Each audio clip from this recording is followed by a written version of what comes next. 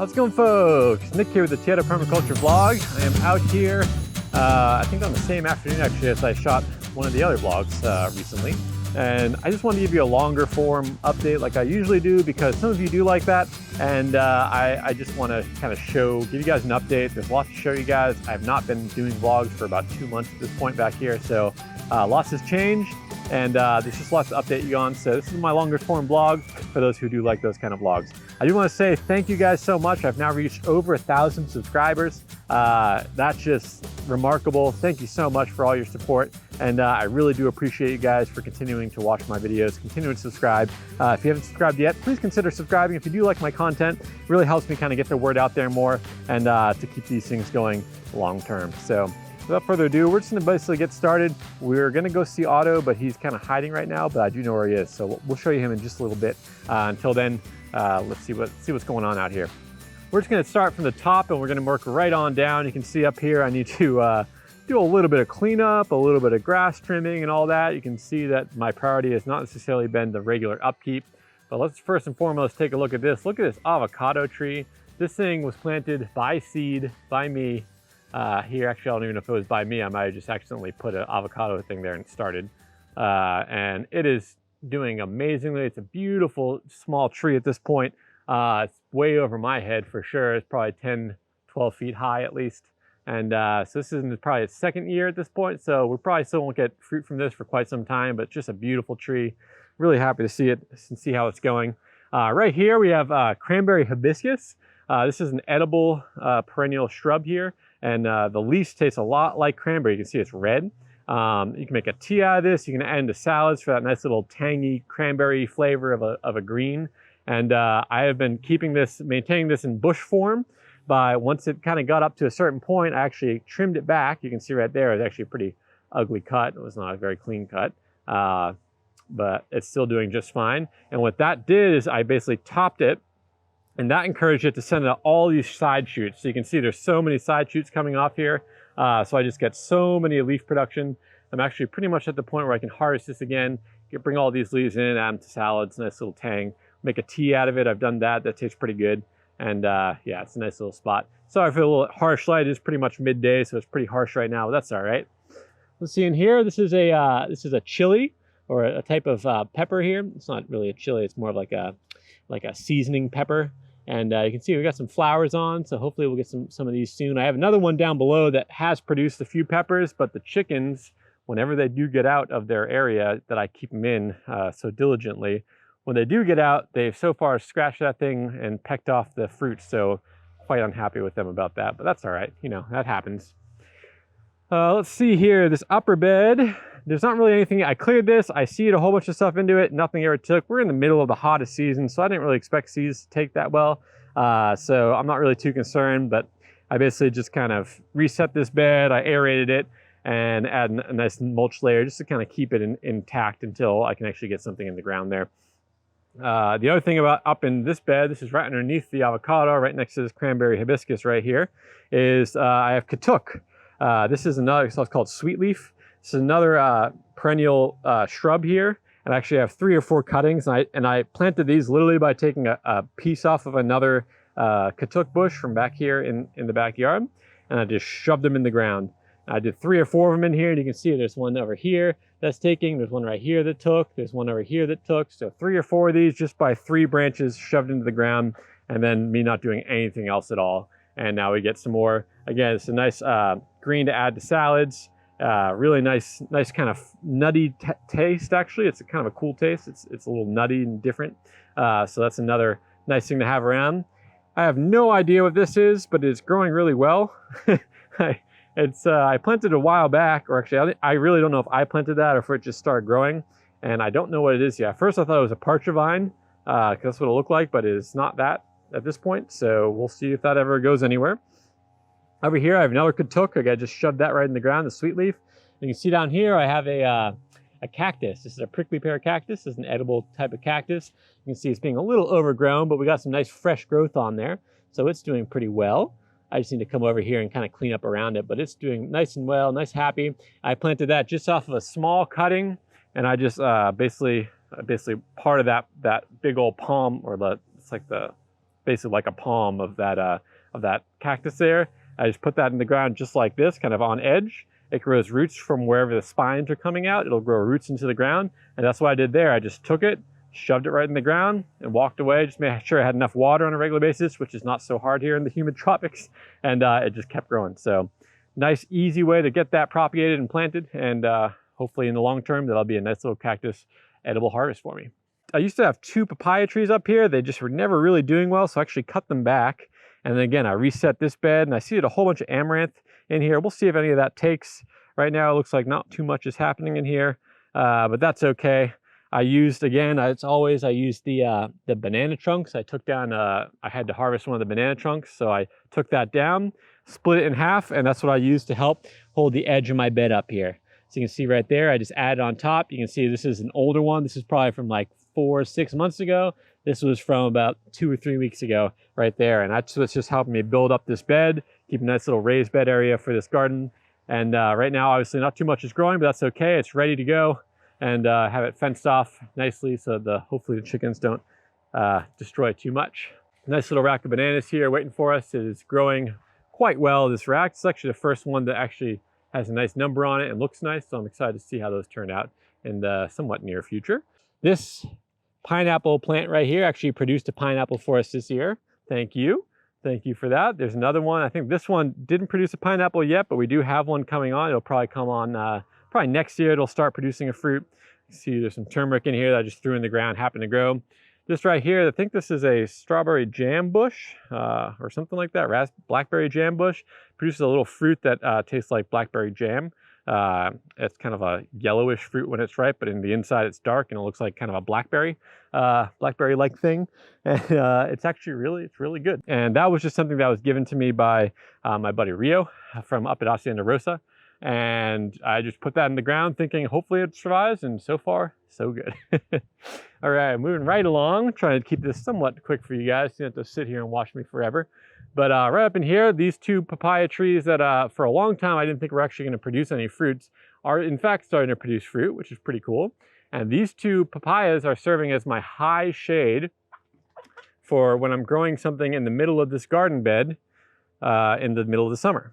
So obviously right now nothing's in here. I've been pretty busy. I've been behind on trying to upkeep everything here. So again, this is something I just reset. I gave a nice heavy mulch just to help protect everything. And then hopefully pretty soon I'll be able to start planting, seeding, and or transplanting right in there and keep that going. Moving all these spider webs away from you. I'm about to go into chicken coop and basically add in a bunch of nice fresh new bedding. But something I want to show you guys is check out this holy basil. This thing I put in here is a small little plant, but it is taken off. This is a beautiful plant, Tulsi basil it's also called. Produces these nice, beautiful, sweet scenting flowers. And the tea out of these leaves is really good, really medicinal. And also I just like to eat these fresh. And it also, it's a very, has a lot of scent to it, this plant, which is really nice right next to the chicken coop where sometimes you get a little bit of a stanky smell, you know what I mean? That's what, obviously you don't really want a stinky smell in your chicken coop, but sometimes you just can't avoid it. And it's nice to have that right next door. For those of you who know him and love him, here's Otto. You good boy. You good boy. Yeah. Oh, yeah. He's been up here sleeping. You can see actually right next to him there's a parcha, passion fruit. And there's another one right here waiting. So actually this vine trellis that I finally got going and working above the chickens here, it's finally starting to take off. And actually we got our first parcha from it the other day, our first passion fruit. Super excited because that's one of my favorite fruits. And this entire thing, I could remove this shade cloth at this point and basically allow all these vines to provide the shade above the chicken coop. That's what the goal is. You can see the 2x4, that's the main kind of trellis beam going across over there. There's another one right above me where I'm standing. And then I just have wire wrapped around. At this point, it's all kind of actually disintegrating. The vines took over. But basically, they're all supported by the trellis and that wire. And it is doing really well. So at this point, I could remove this, but because Otto loves it so much, I just I don't have the heart to actually remove it because he loves to sleep up there and have a nice little nap while I'm working. So instead of him helping me out all the time like he used to, now he just sits and takes a little nap. Here's the young rooster. This guy gets picked on so much, I feel bad for him. He will more than likely, I mean, if we're going to be completely honest, he's probably going to end up being a dinner for one of the holidays this year, because we do not need 2 roosters in here. And this rooster is, well, he's not the brightest of the bunch, and he doesn't really stand up for anything, and the other rooster does not like him at all. So that rooster probably is not going to be there for long term, but that's okay. That's part of raising chickens. At some point, you got to cull some of the flock. Right now I have 11 birds in here. We get 6 to 7 eggs a day, which is amazing. So much egg production. It's very hard for us to use all the eggs at this point, which is a good problem to have, right? So at some point we can start giving those away. And we do give them away. Well, at some point we might be able to start selling them. But it's really nice to have a basically surplus of eggs in this system, and have eggs pretty much all the time. Oh, check this out. I'm just seeing this now. We have a nice 2 passion fruit flowers. Oh, these are some of my favorite flowers in the world. And check that out. Waiting to be pollinated to create the passion fruit, the parcha, my favorite fruit of all time. And that entire thing is basically shading above my chicken coop. So you can see there, it's basically the mix between that Malabar spinach and the passion fruit. And that's what's going to provide shade long term for my chickens. Really cool living shade system. All right, moving right along. We're trying to keep this moving so you can see the whole property without too much time here. This bed right here, you can actually see it's pretty much completely shaded out by, what's this? What's this? Anyone know? Anyone know? This is turmeric. Turmeric. So all of this right here is turmeric. It is all planted in the back of this bed, kind of far back there, way at the back. So you can actually see I have a whole spot in the front of this bed that is pretty much unplanted. I'm just keeping it nice and heavily mulched for now. And then once I can harvest this turmeric, I'll be able to reset the bed and actually have some sun hitting this bed. At this point, pretty much no sun hits this bed at all, because the turmeric has pretty much taken over completely. But again, that's a pretty nice problem to have. A couple other things going on here. You can see we have a papaya right in here, a few papaya trees in here producing.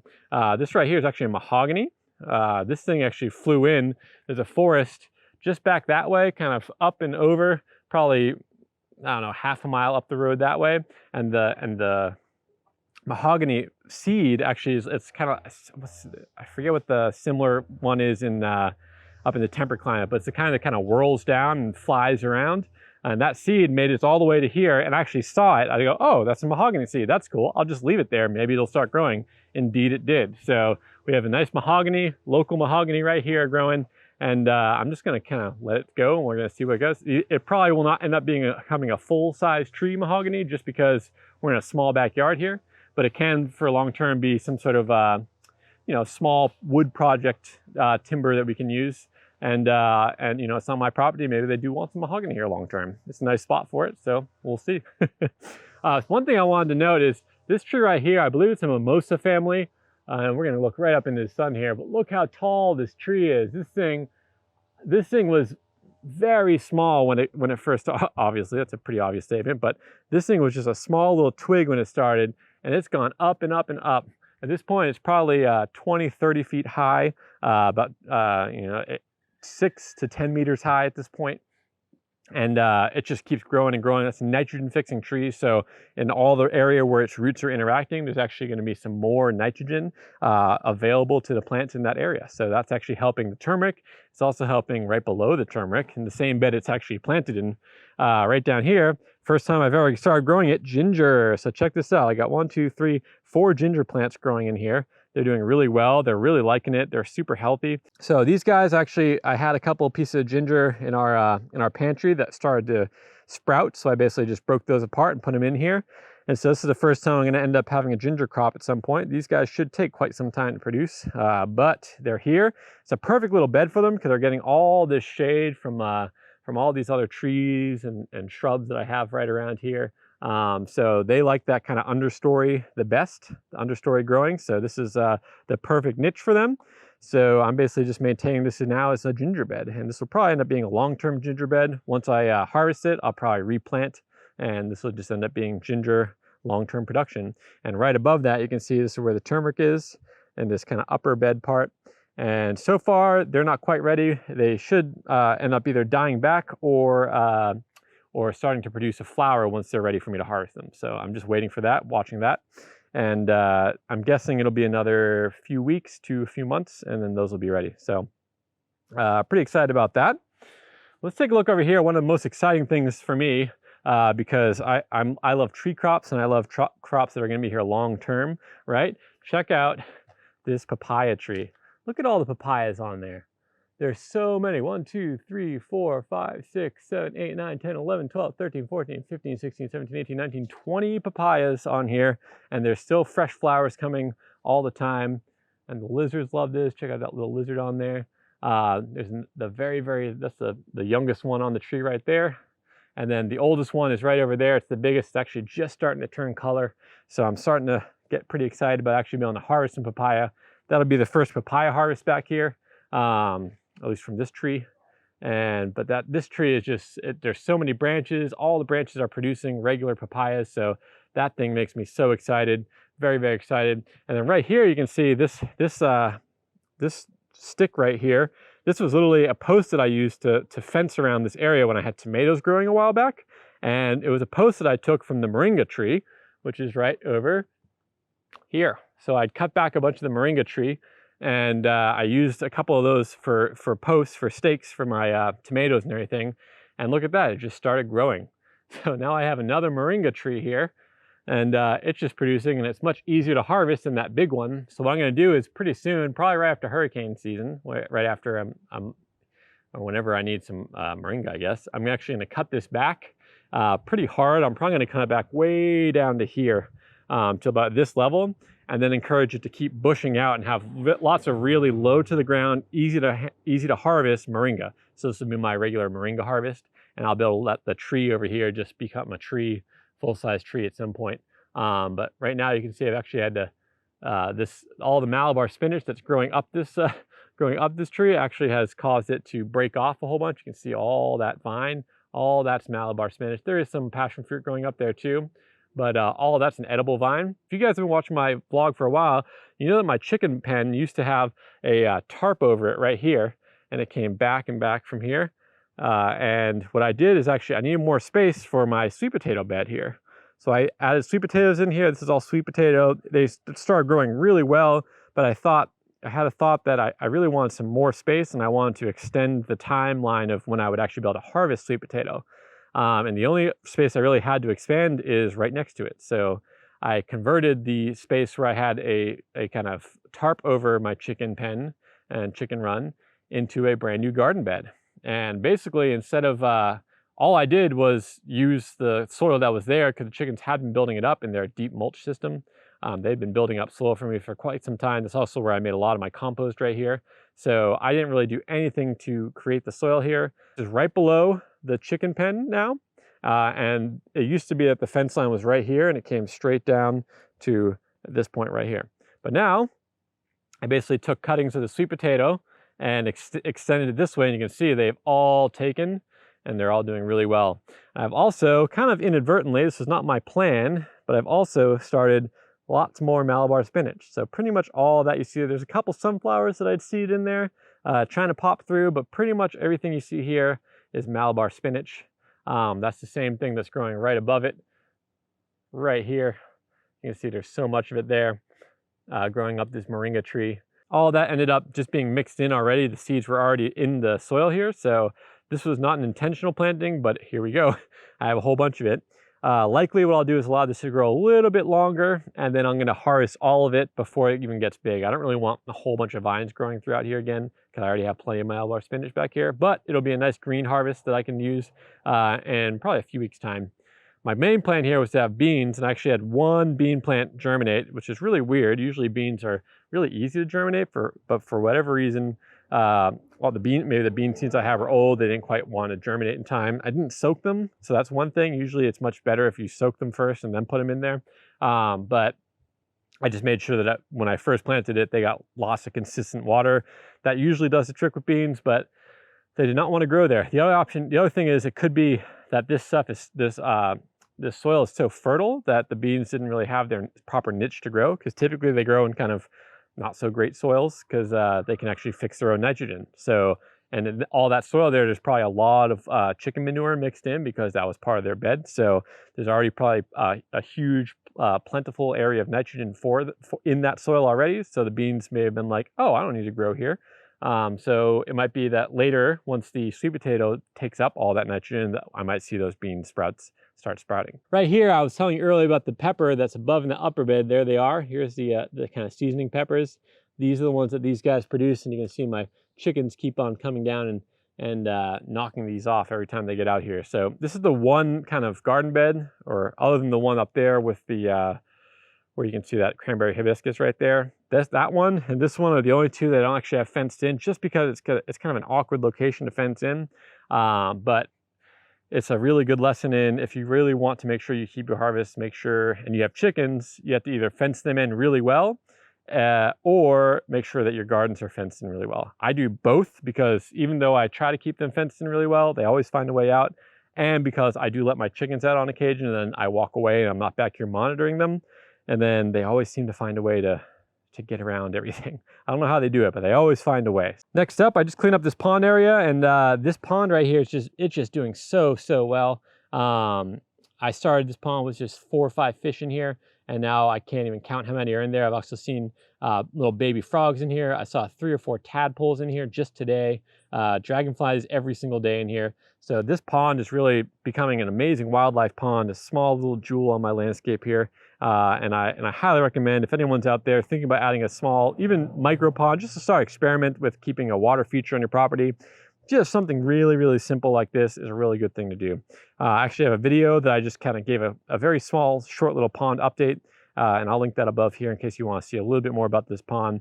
But instead of going into it here again, I'll just let you watch that video instead. All right, moving right along, we're gonna head down to the bottom part of the property here. The chickens are out right now, so we might run into them a little bit. So it used to be that this is where I would open up the chicken pen to let them out, and now I just have it right over here. It's basically right along the fence line. So I basically just have like a small little corridor right there, and I made sure that I fenced above them here too, because I just do not trust them to not jump into this bed and destroy everything I have going for me, because I've seen that happen so many times with these guys. They're really good at finding their way out. This is a Jamaican red banana. This thing takes a long time to produce, but I expect it's going to start flowering probably in the next few months. I believe this herb, it's technically an herb, not a tree, but I believe this thing is about a year and a half old at this point. It's very slow growing. It takes about 2 full years before it actually has a fruit, and that's for every single cycle. So it's much more slow, but the bananas, they're really thick bananas, and they're really high in protein. So it's a really cool banana to have on the property. I'm really excited to get that hopefully producing at some point. I can't control that, of course, but so far it's going really well, and it seems really happy there. All right, this lower garden bed, I just cleaned this up, I think last week or 2 weeks ago. You can see this is the plantain here. I had just harvested this a while ago before I went on my trip over to the Seattle region. I harvested from this plant, and then I just recently, you can see right here, this is extra, that's where I cut it back right down there. And then I just recently kind of culled a couple of these to make it so there's only 2 or 3 growing at one time. And then in between the time I left, this papaya tree basically shot up. I think there was a very small little one when I started, but this thing probably in the last 2 months has shot up well above my head. Good job, it. I'm hoping it's a female tree, because I don't really want more papaya trees. We have plenty of papaya here. I'd rather have the plantains be my main focus. You can see there's a couple more down here.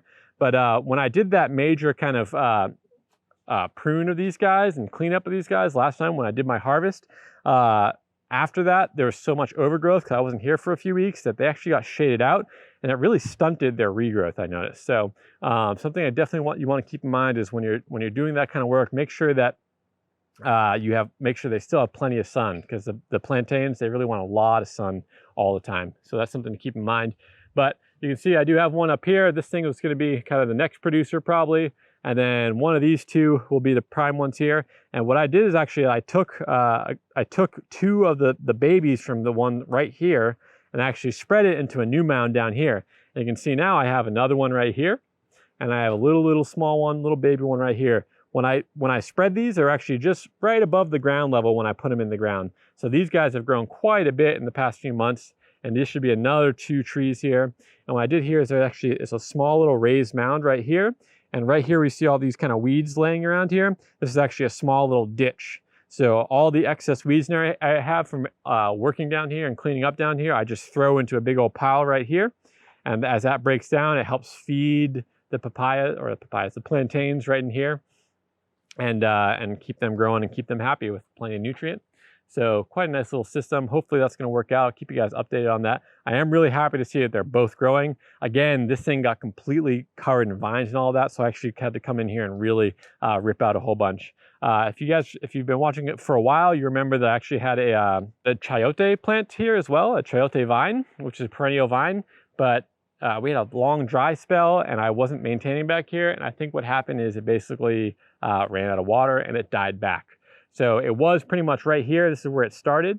So I'm kind of keeping my eye out. It might re-sprout and start growing. I had a couple of baby chayotes that I just put down here, so they might spread out and start. Or I might just be not having chayote anymore. And you know, that's okay, because to be frank, I just never knew how to eat it. So I never actually cooked any of it. So I was growing it for no reason. So that's something really important to keep in mind. If you're growing something, you should want to be growing it, and you should want to either have a market for it or want to consume it, or know how to at least. So I do plan on growing chayote in the future and really dedicating time to learning how to eat it on a regular basis. But first I might buy a few and cook them up myself and kind of make sure I know how to use it before I start planting a brand new vine, because despite doing really, really well, I just never actually utilized it. And that's basically, you're obtaining a yield, but you're not using the yield. So it's kind of a waste of time and effort to actually make that. So it's a good learning experience, but for me, it never ended up going anywhere, unfortunately. Last but not least, we got coconuts and they're ready for harvest. I need to get up there and cut those down sometime soon. It's time for a new harvest, and I really want some coconuts, so it's time. Looking forward to harvesting those, getting some nice fresh coconut meat and fresh coconut juice in my system. Really, really excited about that. Ooh, one more thing before I sign off. We're pretty much done here. It's really trying to make this somewhat quick for you guys. But see right down here, this is my long-term soil building area. Basically all the excess weedy growth and everything, I basically throw in here. The chickens always scratch through it. They love to scratch through. This is where they eat when I let them out. So I'll just keep throwing it in here. If I don't throw it in their pen above there, there's 2 spots I'd throw it, either in their pen or right down here, depending on what it is, etc. If it's something that's really weedy in growth, a lot of times I'll throw it down here so it doesn't start spreading out throughout the chicken pen. But you can see down here, as they work through here, they really start scratching through, and I end up getting this beautiful topsoil. And this is all just stuff that's been created by me adding a whole bunch of organic material and then the chickens scratching through it over and over again. And this is really high quality soil. And I use this all the time in my potting mixes, and whenever I need to refill my garden beds, I use that. And if you remember, I don't know how long you've been watching my channel, but if you remember, all the soil from right here I actually used to initially fill this entire lower bed. So this entire lower bed was originally created. I added just this old wood, and then I filled it with 2 or 3 inches full of soil, and 100% of that soil came from just this small little area. So this is my little long-term soil building area. This is like basically a long-term compost, essentially.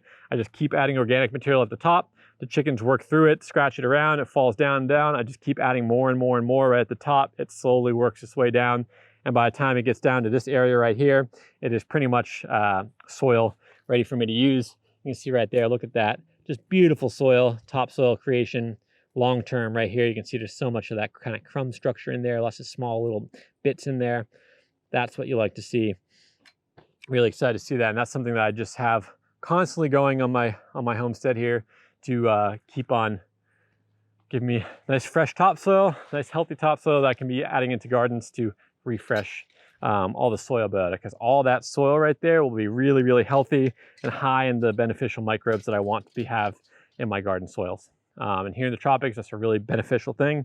I had a lot of high silica mulch in there, like the palm fronds I add in there all the time, the cane grass I add in there all the time, any of the coconut husks I throw in there. So all that takes a long time to break down, but once it does, there's a lot of carbon in there, and it's just a really, really high quality topsoil. So there you go, guys. That's pretty much it. That's the update for you. I just wanted to give you a general homestead update so you guys can see what's going on back here. It has been quite a long time since I've gotten out here, and I do apologize for that. I've just been so busy between the travels. We had a whole bunch of like life events. My computer went down for a while. So I was without a computer for 2 or 3 weeks, and trying to do that where I work on a computer full time was kind of a challenge. So I had to kind of bounce around a bunch of different computers. So for a while there, it was pretty stressful, but I am back now. I hope to be starting to create these on a regular basis once again. I do have another little bit of a vacation coming up, or a little trip, I should say. It's not quite a vacation, it's a little bit of a work trip coming up. So I will have a little bit of a downtime, and that's the beginning of October. So hopefully you guys will enjoy these videos for now, and I will continue to keep producing these as much as I can get back here, and when I can get back here on a regular basis. Hope you all did enjoy that. And if you do have any questions, please feel free to leave those below. I'm very happy to answer those. And once again, to you guys, thank you so much for being part of my community, and for getting me to the over 1,000 subscribers. Oh, it's so amazing. I'm so grateful, and I'm so amazed that I actually have that many subscribers without even, I mean, it's only been just like a year and a half. I guess some people get a lot more, a lot quicker, but for me, just back here, showing you guys what I'm doing, trying to help you guys out, it's really satisfying and really encouraging to see so many people wanting to learn this kind of stuff. And it really encouraged me to get out here and keep going. Really the main reason I'm out here right now is because of you. Because you, the viewer, have been watching my stuff, have been subscribing to my stuff, and it just really inspires me. Even though today I just wanted to relax and do nothing, I was like, you know what? No, I'm gonna get up back there, do a little bit of work, show the viewers what I got going on back here. So thank you so much. I really appreciate you. And until next time, have a good one.